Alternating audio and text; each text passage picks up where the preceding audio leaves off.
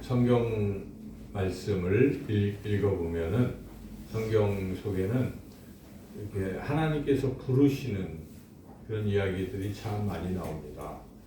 창세기 12장을 읽어보면 하나님께서 아브라함을 부르시는 이야기가 나옵니다. 아브라함이 갈대아 우르에서 우상을 이렇게 만들면서 그것을 팔고 하는 그런 일을 하면서 그냥 의미 없이 살아갈 때에 하나님께서 아브라함에게 나타나셔서 아브라함아 내 본토 친척 아비 집을 떠나서 내가 지시할 땅으로 가라 이렇게 하나님께서 아브라함을 부르셨습니다.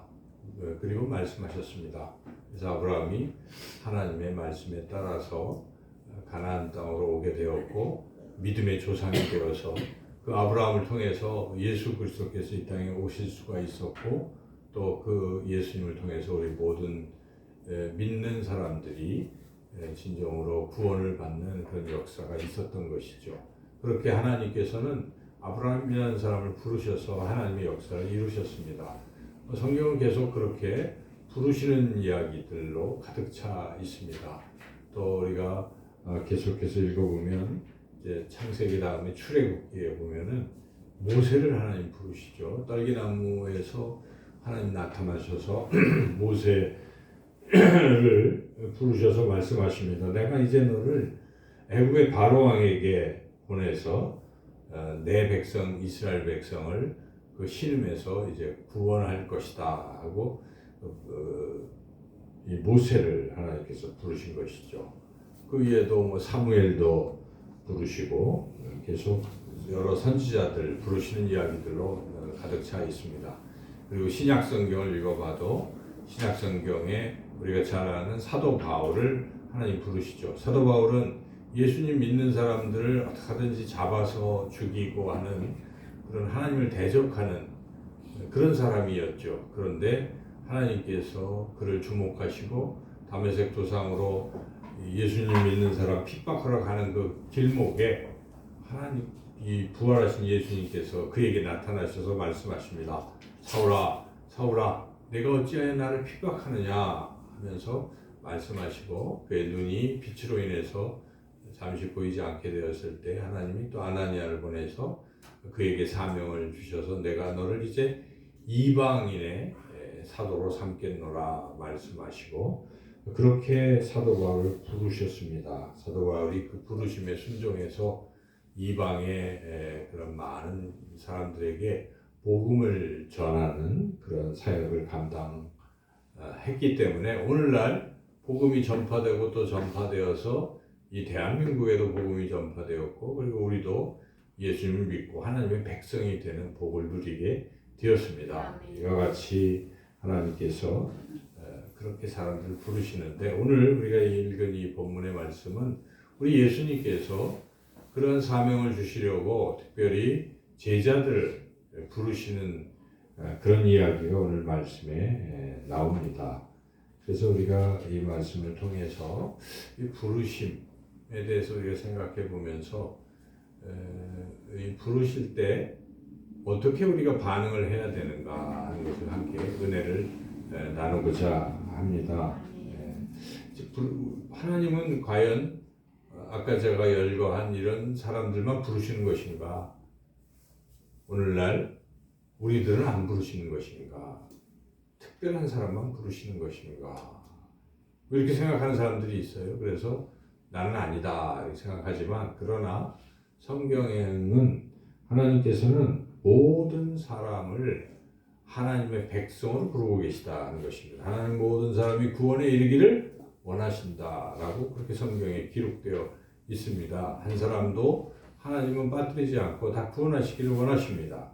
이 세상이 종말을 향해 가고 있음에도 불구하고 종말이 아직도 우리에게 다가오지 않는 그 이유가 무엇입니까? 하나님은 악인이 죽는 걸 기뻐하지 아니하시고 한 사람이라도 더 구원을 하시려고 길이 참고 참으시기 때문에 그러하시다는 것입니다. 그와 같이 하나님의 마음은 한 영혼이라도 더 구원하시기를 간절히 원하시기 때문에 오늘도 계속 부르고 계십니다. 우리 예수님 말씀하십니다. 수고하고 무거운 짐진 자들아 다 내게로 오라 내가 너희를 쉬게 하리라. 다 내게로 오라. 누구든지 그 주님께서는 부르고 계신다 하는 것이죠. 근데 그럼에도 불구하고 또 부르시는 부름의 자리에 그렇게 제대로 반응을 하지 않는 그런 많은 사람도 세상 속에 있는 것입니다. 오히려 따르는 자가 그렇게 많지 않다는 것입니다. 이 세계 인구가 80억인데 그 중에 예수님의 부르심에 따라 하나님의 백성 자녀가 된 그 비율이 뭐 한 30%도 아직 안 되는 거죠. 그렇게 이 세상에는 그런 부르심에 제대로 응답하지 못하고 있다는 것이죠. 하나님께서는 우리를 하나님의 자녀로 먼저 부르십니다. 영접하는 자, 곧 그 이름을 믿는 자들에게는 하나님의 자녀가 되는 권세를 주셨으니 누구든지 예수님을 믿기만 한다면 하나님의 자녀가 되는 것이고 하나님 그렇게 하나님의 자녀로 부르고 계신 것이죠. 그리고 또한 하나님의 자녀는 곧 하나님의 백성이 되는 것이고 하나님의 백성 공동체인 교회 공동체의 성도가 되는 것입니다. 그래서 이 땅에서 하나님의 백성으로 살아가고 또 하나님께서 예비하신 하나님의 나라로 우리가 가게 되는 것이죠. 그런데 우리 예수님께서는 하나님의 자녀로 우리 모두를 부르실 뿐만 아니라 우리 모두를 우리 예수님의 제자로 또 부르고 계시다는 것입니다. 혹자는 그냥 나는 하나님의 자녀로 구원받는 것으로 만족해야 하고 그렇게 살아가는 사람도 있지만 그렇지 않습니다. 하나님께서는 모든 사람을 예수님의 제자로 부르고 계시다는 것입니다. 그 이유는 하나님께서 모든 사람을 구원하시는 방법이 바로 예수님의 제자들을 통해서 그들을 통해서 또 복음을 전해서 세상의 모든 사람들을 부르시고 구원하시려고 하기 때문에 하나님께서 우리를 또한 예수님의 제자로 부르고 계십니다. 그래서 예수님께서 부활하시고 승천하시면서 제자들에게 12제자 한 명은 배신했으니까 가룟 유다 빼고 11제자에게 예수님께서 특별히 부탁하시는 그 말씀이 마태복음 맨 마지막에 나오는데 이렇게 말씀하시죠. 그러므로 너희는 가서 모든 민족을 제자로 삼아 아버지와 아들과 성령의 이름으로 세례를 베풀고 내가 너에게 분부한 모든 것을 가르쳐 지키게 하라. 이렇게 모든 민족을 제자로 삼으라고 말씀하시는 것입니다. 그 말씀을 우리가 생각해 보면 우리 하나님께서는 모든 사람을 예수님의 제자로 부르고 계시다 하는 것입니다. 그 부르심 앞에서 많은 사람들이 거절하고 따르지 않는 거죠. 그래서 성경에 보면 우리 예수님께서 이 땅에 오셔서 사람들에게 복음을 전하고 하시는 가운데에 특별히 오병이어의 기적을 베푸신 때가 있었습니다. 다 굶주리고 사흘 동안 기진맥진한 그런 사람들을 위해서 예수님께서 보리떡 5개와 물고기 2마리로 그 5,000명을 배불리 먹이시고도 남는 그러한 기적을 베푸셨어요.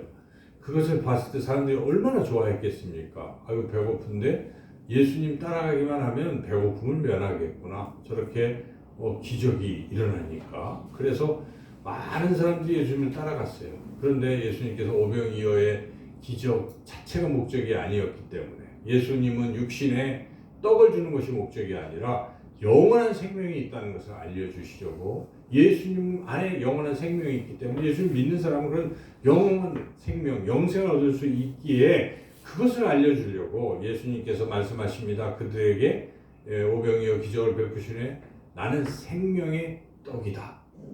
나를 믿는 자는 영원한 생명을 얻을 것이다. 그 말씀을 이렇게 하시니까 사람들이 다 도망갔어요. 대부분이 다 도망갔습니다. 왜냐하면 그들에게는 당면한 당장 먹을 게 필요한 것이지 눈에 보이지도 않고 앞으로 먼 미래에 일어날 것만 같은 영원한 생명은 관심이 없었기 때문에 다 떠났다는 것입니다. 그러자 예수님이 남은 제자들에게 말씀하십니다. 너희도 떠나려냐? 그때 제자들 중에 베드로가 아닙니다. 영생이 여기 있는데 영생의 말씀이 있는데 우리가 어찌 떠나겠습니까? 했다는 것이죠. 그래서 그런 걸 우리가 말씀을 묵상하고 생각해 보면 다 따라가는 게 아니라는 것입니다. 주님은 다 부르시지만 그 중에 따르지 않는 사람들이 있다는 것입니다. 하도 주님께서 답답하시기에 또 이런 비유를 하십니다. 혼인잔치 비유를 하십니다. 혼인잔치에 그 먹을 것이 그 혼인잔치는 곧 천국잔치나 마찬가지죠. 천국으로 초대하는 그 잔치에 불렀지만은 사람들이 얘기합니다. 나 밭을 사서 못 가겠다. 나 밭 매야 되고 나는 장가 가서 장가 간 재미를 봐야 되기 때문에 나는 못 가겠다. 난 지금 소를 마침 5쌍을 샀는데 이게 제대로 되는지 살펴봐야 되기 때문에 잔치자리에 못 가겠다. 그렇게 거절한 것입니다. 나중에 혼인잔치에 초대했던 왕이 안 되겠구나. 안 오니까 그냥 길거리에 아무나 다 데려와라. 그래서 내 집을 채워라 말씀하시고요. 그리고 하신 말씀이 청한 것은 많지만 정작 택함 받은 사람은 얼마 없구나. 이렇게 탄식하셨다는 것입니다. 이것이 오늘날 이 상태를 말하는 것입니다.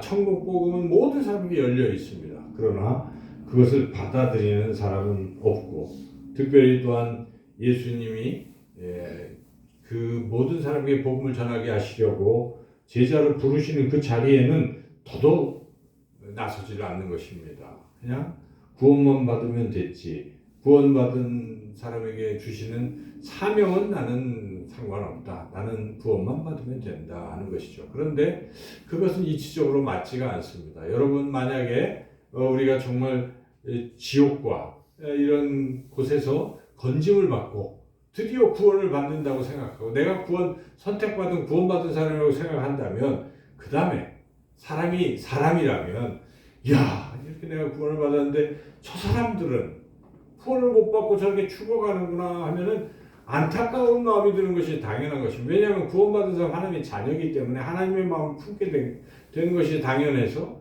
안타까운 마음이 생기기 때문에 저들도 건져야 되겠구나 하는 마음이 당연히 일어나는 것이죠. 그래서 그들에게 복음을 전하게 되는 것이고, 그래서 그들이 또 그 중에 어떤 사람은 또 다시 하나님 앞에 부르심 앞에 순종을 하고 구원의 역사가 일어나는 것이죠.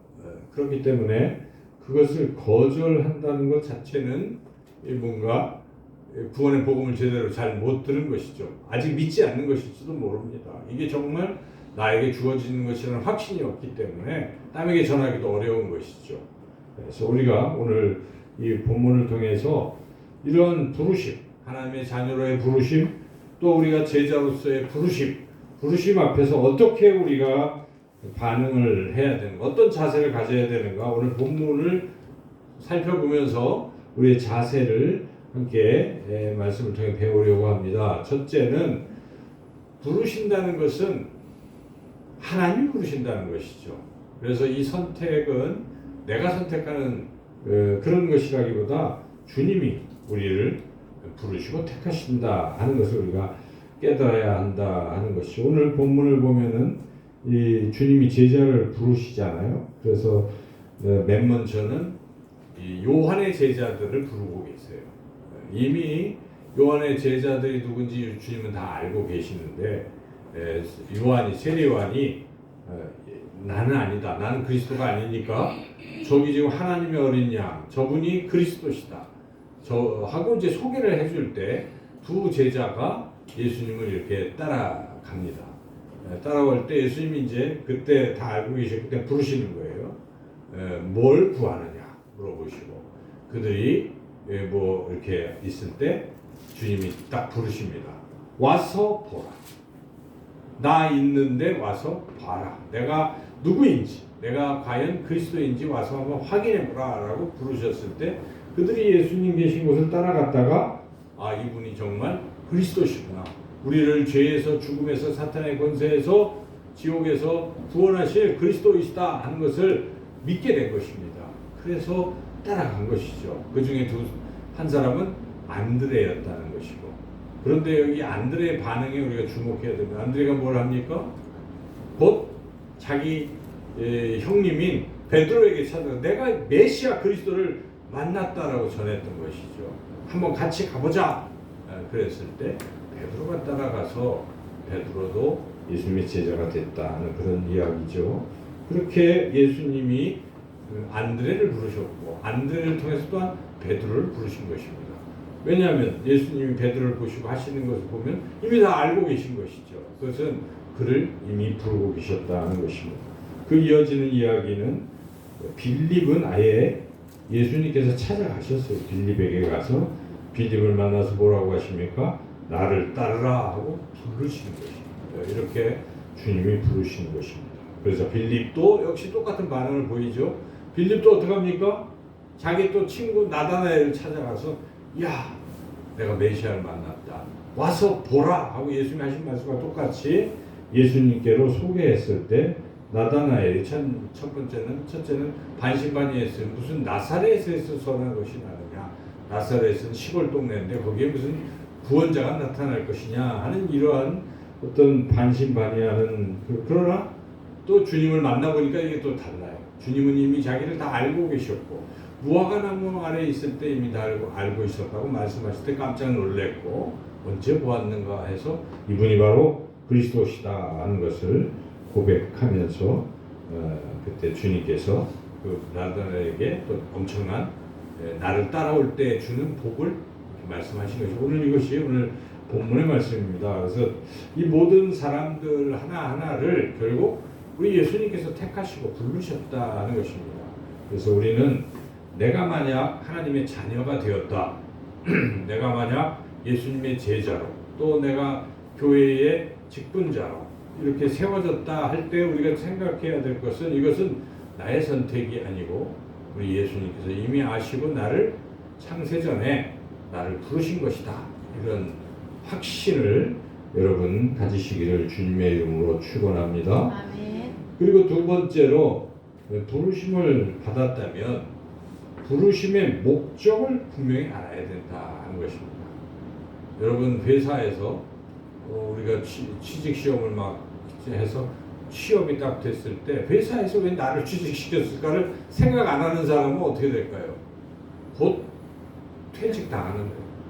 그냥 회사 들어가는 목적이 나 돈 버는 거라고 생각하면은 회사의 어떤 부른 목적, 회사의 영업이익을 올리고 하는 그런 데 목적을 안 두고 있다면은 회사가 다 알아요. 저 사람은 농땡이를 피고 뭐 등등등. 그다음 얼마 안 지나서 해고 통지서가 날라오는 거예요. 곧 회사에서. 그렇죠. 왜냐하면 목적을 모르기 때문에. 그런데 회사에 입사한 사람이 처음부터 그 목적을 아는 사람은 그렇지 태도가 다르잖아요. 그래서 꼭 면접할 때 물어보는 게 뭐겠어요? 여기 왜 지원하셨어요? 거기서 나 돈 벌려고 해요. 그러면 되겠어요? 이 회사가 추구하는 것이 이렇게 해서 하는 것입니다. 제가 여기에 조금이라도 도움이 되고 싶습니다. 이렇게 얘기해야 당연히 합격이 되는 것이죠. 그런 것입니다. 우리가 하나님이 우리를 부르셨을 때는 왜 부르셨는지 목적을 알아야 돼요. 그 목적을 모르고 그냥 가만히 있다 보면 그게 애매해지는 것이죠. 그래서 부르실 때는 목적을 알아야 됩니다. 하나님의 자녀로 부르신 것, 또 주님의 제자로 부르신 것, 교회의 직분자로 부르셨을 때에 왜 부르셨는가의 목적을 잘 알아야 돼요. 왜 부르셨습니까? 우리가 이 본문 말고 공간복음에 마태, 마가복음, 누가복음을 보면 분명히 나와요. 주님이 부르실 때는 내가 너희를 사람을 낚는 어부가 되게 하리라 말씀하시는 것입니다. 사람을 낚는 어부가 뭐겠어요? 사람을 구원하는 그러한 복음을 전해서 구원하는 그것이 예수님 부르심의 목적이라는 것입니다. 그리고 예수님께서 마지막으로 승천하실 때도 그 목적을 말씀하시잖아요. 오직 성령이 너희에게 임하시며 너희가 권능을 받고 예루살렘과 온 유대와 사마리아와 땅끝까지 이르러 내 증인이 되리라. 뭡니까? 증인이 되게 하시려는 것이 주님이 제자를 부르신 목적입니다. 너만 구원받게 하는 것이 아니라 물론 너를 구원하는 것이 나의 목적이지만 너를 통해서 내가 세상의 많은 사람들을 구원하려고 한다 하는 것이 부르심의 목적인 것입니다. 이것을 아는 사람은 그리스도인으로서 그냥 아무렇지도 않게 그냥 살아가는 게 아니지 않습니까, 여러분? 여러분 자신을 생각해 보세요. 목적이 분명한 사람들은 늘 때를 얻거나 못 얻거나 한 영혼이라도 우리가 구원하려고 안타까워하는 마음으로 그 이웃들에게 복음을 전하고 사랑을 전하고 하는 거예요. 그것은 부르심의 목적을 아는 사람이죠. 오늘 본문에 이 부르심의 목적을 분명히 아는 두 사람이 등장하지 않고 있습니까? 아까도 말씀드렸지만 여기 첫 번째 등장하는 안드레 어떻습니까? 안드레 주님이 날 불러서 날 구원하셨다는 확신이 드니까, 그리고 그렇게 하시는 것은 나를 통해서 누군가를 구원하려고 하시는 것이라는 목적을 하니까 반응이 어떻습니까? 바로 맨 먼저 떠오르는 것이 무엇입니까? 안드레에게 떠오르는 것은 형님입니다. 형님이 구원을 받아야 되겠다는 생각으로 바로 가서 형님 베드로를 주님께로 인도하지 않습니까? 이어지는 빌립은 어떻습니까? 빌립도 역시 목적을 아니까 빌립이 어떻게 합니까? 빌립이 가장 친한 친구 나다나엘, 바돌로메라고도 하는 나다나엘을 찾아가서 예수님께로 인도하는 거예요. 이런 모습들을 보면은 이들은 분명한 그 주님의 부르심의 목적을 안다는 것이죠. 우리가 그와 같이 부르심의 목적을 분명히 아시는 저와 여러분들 다 되시기를 축원합니다. 네. 세 번째로 본문을 통해서 우리가 부르심에 관해서 깨닫게 되는 것은 부르심에 대해서는 즉각적으로 반응을 해야 돼요. 미루면 안 된다는 것입니다. 바로 결단해야 된다 하는 것이죠. 오늘 본문에 등장하는 이 사람들은 다음에 갈게요. 뭐 이렇게 한 사람 하나도 없어요. 즉시 따라가는 거예요. 마가복음, 마태복음에 보면 예수님이 제자를 부르신 장면이 또 다르게 나오잖아요. 거기에 곧이라는 표현이 있어요. 곧 그물도 버려두고, 고기 잡다가 부르심을 받았을 때 곧 그물도 버려두고 아버지 배도 버려두고 뭐합니까? 주님을 따르더라 하는 것입니다. 기회는 자주 오는 것이 아닙니다.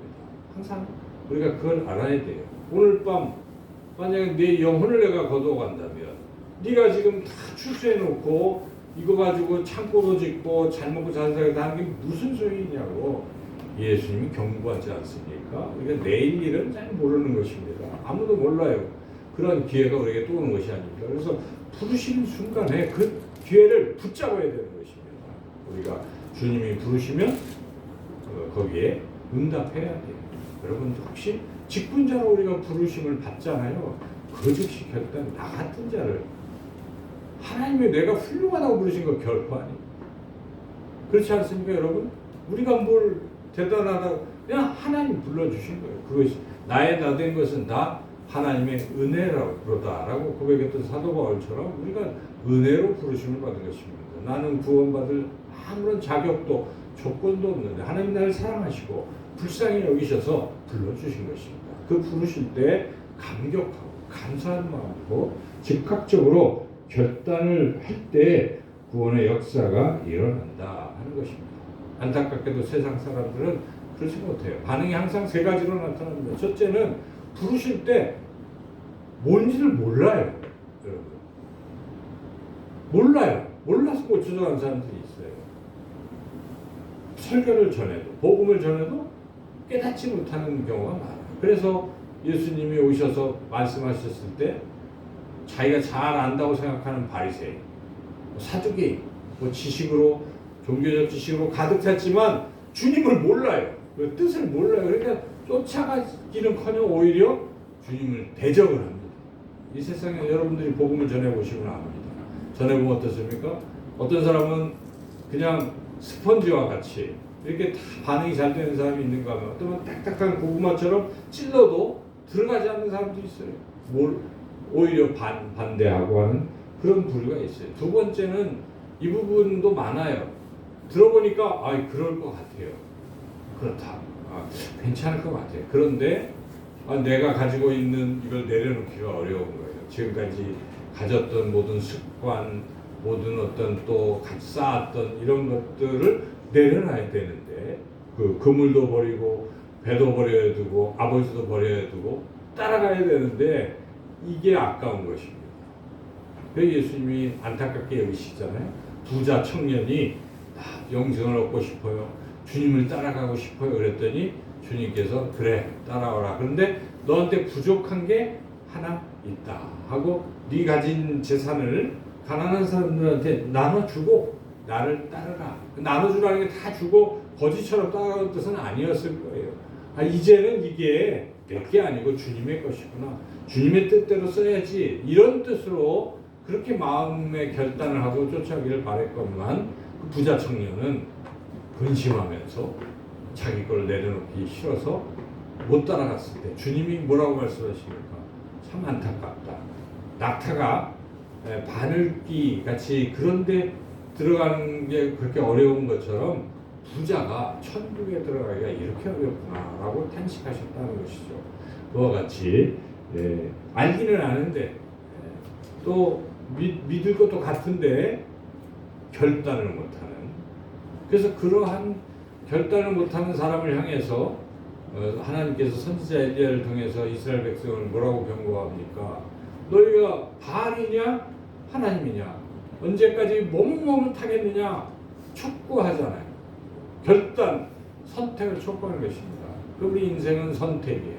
그래서 잘 아시는 것처럼 우리가 비와 태어나는 것과 죽음, birth와 death 사이에 초이스, 선택이 있다는 거죠. 선택. 끊임없는 선택의 과정에 우리가 어떤 선택을 해야 되는가? 하나님 선택해야 돼요. 특별히 하나님 부르실 때 그 부르심에 우리가 순종을 해야 되는데 안타깝게도 그 귀한 것 같이 주는 저산 밑에 백합, 그렇게 귀한 것임을 모르고 그냥 선택을 못해서 이 기회를 놓치는 경우가 많다는 것입니다. 그러므로 오늘 본문을 통해서 우리 예수님께서 말씀하신 것은 즉각적으로 선택하라는 것이죠. 네 번째 마지막 주시는 교훈은 그러한 선택을 하고 주님을 따르는 자들에게 주님은 엄청난 복을 주신다는 것을 분명히 예수님께서 약속을 하십니다. 오늘 본문의 50절, 51절 같이 한 목소리로 봉독하겠습니다. 예수께서 대답하여 이르시되 내가 너를 무화과 나무 아래에서 보았다 함으로 믿느냐? 이보다 더 큰 일을 보리라. 또 이르시되 진실로 진실로 너에게 이르노니 하늘이 열리고 하나님의 사자들이 인자 위에 오르락 내리락 하는 것을 보리라 하시니라. 이렇게 나다나엘과 거기 같이 있던 제자들에게 예수님을 따르는 사람들에게 주어지는 복을 우리 주님께서 분명히 말씀하시는 것입니다. 이것은 주님의 놀라운 기적과 역사를 주님과 함께 동행하면서 경험하게 될 것이다 하는 약속인데요. 또 우리가 다른 복음서에 보면 이런 약속뿐만 아니라 주님은 내세에서도의 금세에서뿐만 아니라 내세에서도의 약속도 분명히 주시는 것입니다. 마태복음 19장 28절에 예수께서 이르시되 내가 진실로 너에게 이르노니 세상이 새롭게 되어 인자가 자기 영광의 보좌에 앉을 때 나를 따르는 너희도 12보좌에 앉아 이스라엘 12지파를 심판하리라. 이렇게 주님을 따르는 사람에게 주어질 놀라운 영광을 분명히 보여주십니다. 성경에는 그러한 약속들로 가득 차 있죠.